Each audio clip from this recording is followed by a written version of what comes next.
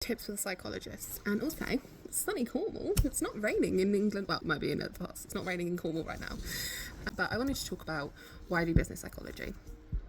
So there's going to be a few pauses because this is quite a hard thing for me to talk about. And sometimes when I've shared this with people family members, I have judged whether my assault was a big enough deal for me to be struggling the way I was.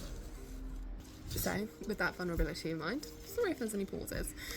But yeah, so I was doing psychology and counselling. The aim was to be a psychology counsellor.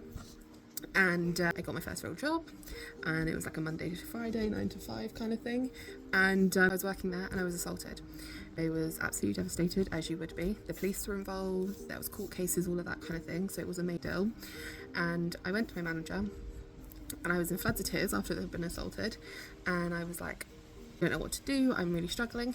And this woman, who was older than me, a lot older than me, told me to go to my desk to colour in for the rest of the day. It was on a Wednesday, to come in on Thursday and Friday, colour in at my desk, and then to come back on Monday and go to work as normal.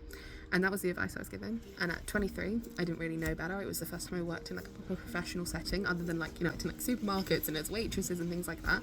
So it's the first time I worked in this kind of corporate sort of setting. So I followed what she said. I did that. I ended up developing chronic PTSD, and then I ended up developing an autoimmune disease. I chose to year before last, to start my master's in business psychology, because I think that businesses have a huge duty of care. You spend most of your life working and most of your hours in the day working. Businesses have a huge duty of care towards their staff and should be held accountable for them, and that's why I went into business psychology.